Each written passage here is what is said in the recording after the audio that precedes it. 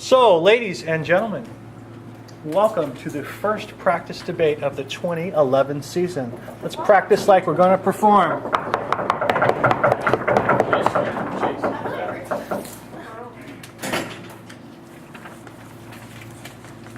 Imagine me, Jason Michael Faust, going to see a movie. But this time, it's not just any movie. It's one of the highest grossing movies ever, Avatar. I walk into the movie theaters and I step in expecting just any normal movie. But within the first 5 minutes, an arrow flies by my head. And these little dust things are just creeping around me. And it's cool. I feel a part of it. I feel like I'm in the Pandoran jungle. I feel like I'm exploring with these people. I feel like I'm sliding down that tree trunk. I feel like I can hold that bullfrog. 3D movies should be valued over 2D movies for many contentions. But first today, we're going to tie this intro into pleasure and other contentions that we're going to bring you today. But we're going to give you first definitions and then 5 contentions as why 3D movies should be valued over 2D movies. The definitions are pretty clear-cut. 3D movies are 3-dimensional movies. Now, that's just cyclical, but there really is not that much of a definition for it. It's pretty much you put on the glasses or you just see it however you like, but it's when the images pop out. Should be valued is on a weight of circumstances criteria. So whichever team can bring up the heaviest circumstances. What should American citizens value more? What's better for them? What's cooler? What's more pleasurable? Since movies are a pleasure experience. 2D movies are the 2-dimensional movies where it's flat. There's nothing popping out, nothing exciting. So today our first contention is of pleasure, just plain pleasure. So we see that 3D is 3 times the fun. Who doesn't want to be a part of it? Obviously, if I'm a part, Obviously, if I'm a part of that Avatar, if I'm in the movie, I'm with these native tribes. I'm shooting the arrows with them. I'm a part of the experience. If it's flat, if the screen is just normal, it's just a normal movie. There's nothing spontaneous. There's nothing unique about it. I'm nowhere a part of the movie. Why should we value this? Well, we value this as an impact of enjoyment. That is the entire purpose of a movie. So if a movie serves its purpose, well, it doesn't serve a purpose as to like benefit and enrich your life. It doesn't like get you out of a recession or anything, but you go to a movie as an escape outlet, right? During the Great Depression, these people went to movies for maybe 10 cents a movie because it was their escape. It was their cinematography experience, not at this time. And when you go to watch a movie, it is the value of pleasure. What's more pleasurable? When you're a part of something, when something pops out, when you're excited, when you're animated, that is more pleasurable. That's why we should value 3D movies over 2D. Our second contention is the advancement of science. So we're not just talking about showing movies here, we're talking about the innovation of these movies. So you know what, we started with black and white movies. Can we all believe that we started with black and white, no color at all, no sound at all. And then we went to movies that were black and white and had sound. So now we're moving a second step. Then all of a sudden we had movies with color and sound. It's like a triple duty here. Why can't we take that further step and go to 3D? Why do we take step 1, 2, 3 and then just stop at 3D? Why can't we advance more? You know, what's the impact of this? Why should we value this? Well, does America value going to the moon? Yes, we value advancement beyond normal realms. Should America value different innovation, different technologies? Yes, 3D is one of these technologies. We have a very basic grasp of 3D. That could be further. That could be more beneficial. So we obviously value this advancement, this power, this exploration that we could be a part of. Our third contention is 3D TV. Now 3D TV is basically the same thing as a movie, but it's on TV, and it's starting to become really popular. It's starting to hit the market. And what's an example of this? ESPN. We want concrete examples. ESPN right now is trying to do a 3D sports channel. So instead of just watching the game, you're a part of the game. Instead of just seeing that in screenplay, you're seeing that football come near you. You're seeing that soccer ball really being scored right next to your head. So 3D TV is becoming a very possible thing. If 3D TV is possible, why shouldn't 3D movies be possible? We obviously know that they are possible, but they should be valued more. We're obviously going to accept both 3D movies and 2D movies, but 3D movies should be valued more because more people want them. If we're obviously valuing 3D TV, why not 3D movie? So the impact of this is to go with the status quo, go with what society wants. If we're saying what do we value, we should value what the people want, value what the largest population wants. That is 3D. Our fourth contention is an economic value. The highest grossing, now Avatar was just normal and 3D. Obviously there are more movies than just Avatar that were 3D. But Avatar did just a normal 2D, two-dimensional movie, but also three-dimensional. The highest grossing one was the three-dimensional. This shows us many things. It shows us one, that society chose to go to the 3D. They chose to pay more in order to, get that 3D. So obviously we should value it because more people chose it. Why should we not value it when more people choose it? Majority rule. Secondly, with our contention, it's economically beneficial because the opposition team may come up and present that 3D movies are harder to make, but people want it. People think the money is worth it. So all around, it's cyclical. It balances itself out. So even though it's more expensive, it was a higher grossing, more people want it, we should value it. I'll take a contention now. Long gone. Okay, all right then. Our fifth contention, our final contention, is of a realistic balance. So we see that 3D is more realistic because obviously if you're watching Hurt Locker, and Hurt Locker is a movie about the war on terror that's happening right now, it was not made into 3D. But for example, if it was, you would have bullets whizzing by your face. You would be in the war experience. So no longer are you just seeing a picture of soldiers bravely fighting.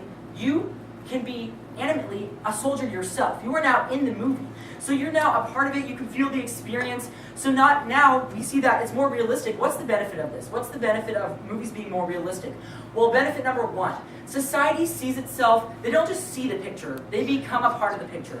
So if I had seen Hurt Locker with more realistic details, I think about it in a different way. We see, as the war in Iraq is just a distant thing that our troops are fighting. This is a distant war that we're not even a part of. But if we can be a part of the movie, if we are 3D in the movie, we see it as more realistic. We think about them every day. We support our soldiers. We support the policies that America makes.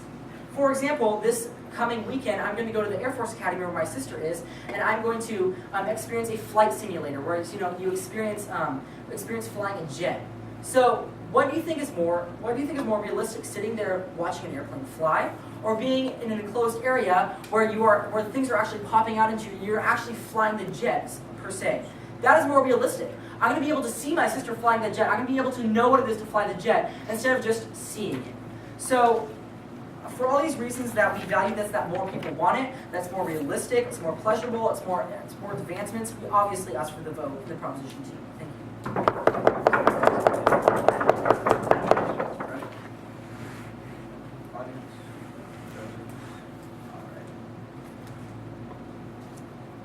I would like to begin by thanking the Academy for the award that they have bestowed upon me today. Now, we have all watched the Academy Awards once or twice. The Oscars are part of our culture. And that's why we're going to be talking about it a little bit today in the opposition's case. Because as I will show you, the Academy Awards are actually more important than you may think. No, it's not just who has the most outrageous dress this year. It is more along the lines of which movie has been decided upon by experts on cinematography to be the best movie of the year and have the best aspects of it. Now, I would like to continue on in my speech today. I would like to first go over the definitions presented by the proposition team, then make 2 points for the opposition team's case, and then once again go through the 5 points presented by the proposition team for today's debate.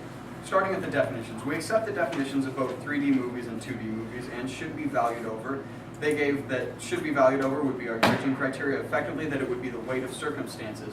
We as the opposition team would like to add a small caveat to that, that being that because film is an art form and because art is intended to inspire culture, thinking, and progress, we would want to see not only the weight of circumstances, but the weight of circumstances as they apply to the impact to culture in society.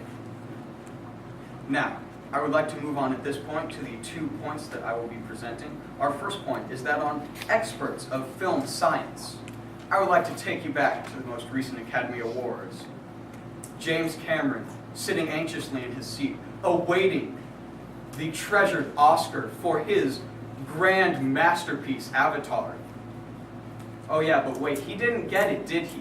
For his wonderful 3D masterpiece that has gotten so much acclaim, the two-dimensional movie, Hurt Locker, just swiped that one right out from under him.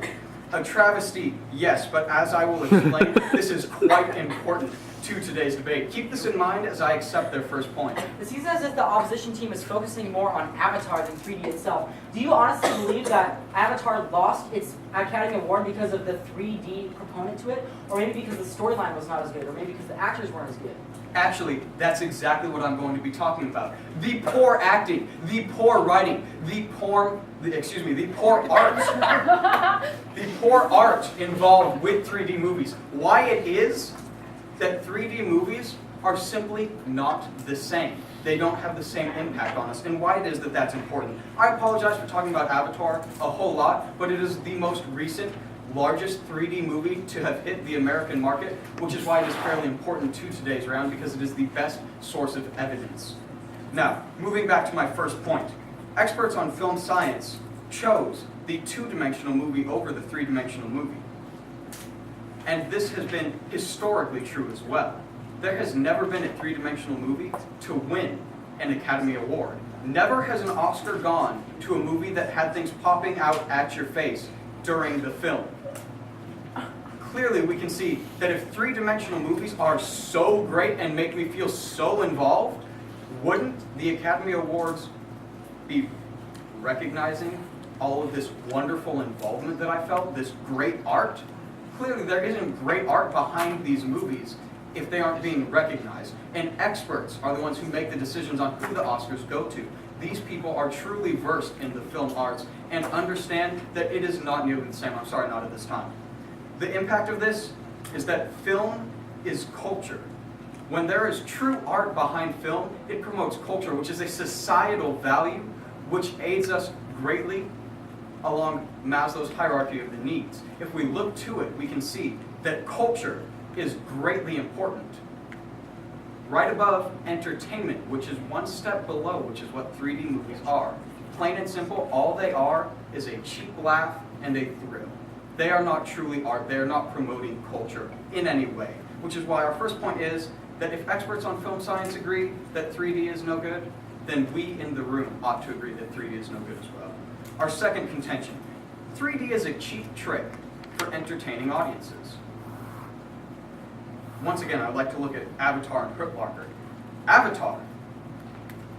Movie was pretty good, I'll admit. It was entertaining to watch those arrows whizzing by my head and the little seeds drifting past. However, the storyline, unoriginal, entirely stolen from Dances with Wolves. Nothing new, nothing creative, not promoting new thought whatsoever. Then we looked at Hurt Locker, taking a modern problem, an actual societal issue, and expanding it, allowing us to view it so that we know what it is like.